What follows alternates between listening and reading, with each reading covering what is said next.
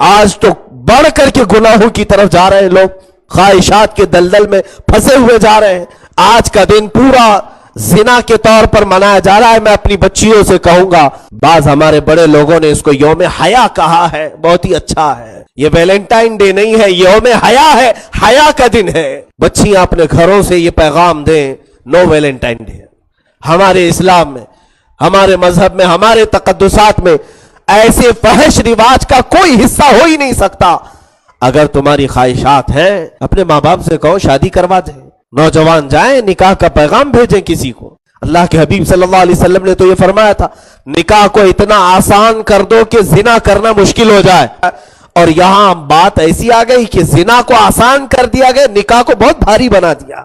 اے میرے عزیز بچوں، جوانوں اور بچیوں، آج کے دن شیطان تمہیں بے حیائی کی طرف بلا رہا ہے۔ جن نوجوانوں تک اسلامی تعلیمات نہیں گئی ہے، ہمارا یہ میسج ان تک فارورڈ کرو، ان تک پہنچاؤ کہ تم اپنے جسم کو غلاظت کے دلدل میں نہ ڈال دینا، ورنہ یہ دھبے سرف اور صابن کے پانی سے بھی نہیں دھلے جاتے ہیں۔ ایک بار تمہارے حیا پر، تمہارے پردہ عفت پر جب داغ لگتا ہے تو پھر یہ جلدی کوئی دنیا کا پانی دھل کر صاف بھی نہیں کرتا۔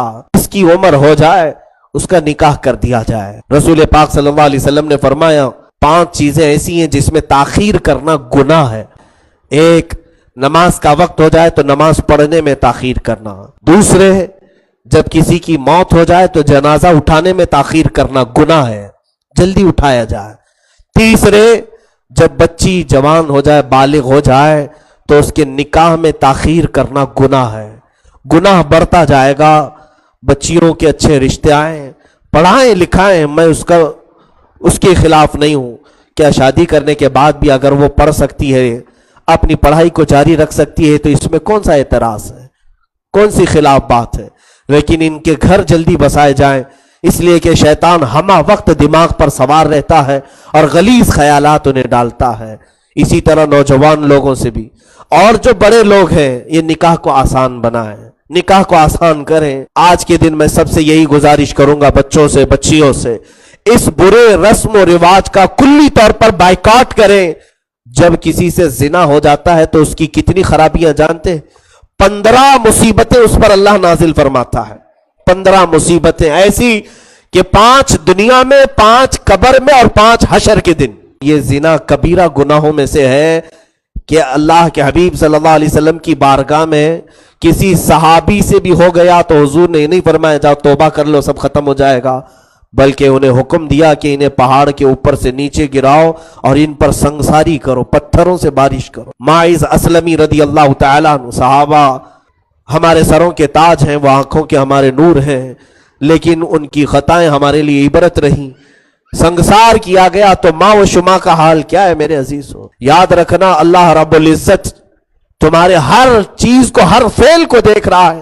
یعلم خائنۃ الاعین وما تخفی الصدور، اللہ تعالیٰ آنکھوں کی خیانت کو بھی جانتا ہے اور دلوں میں گزرنے والے حالات کو بھی دیکھ رہا ہے۔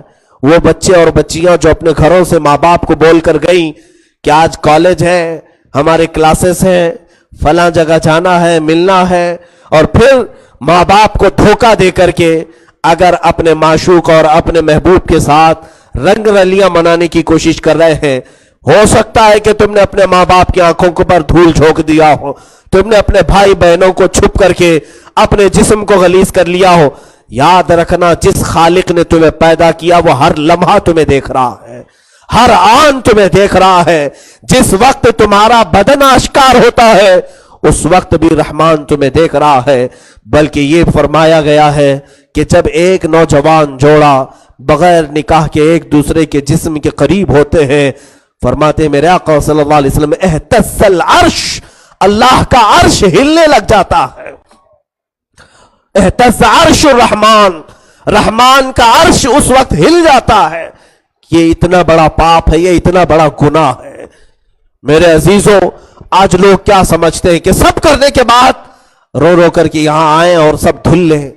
یاد رکھنا، اگر اسی حالت میں تمہاری موت ہوئی، کیونکہ میرے آقا فرماتے ہیں زنا کرنے کے وقت ایمان اٹھا لیا جاتا ہے، ایمان اٹھا لیا جاتا ہے۔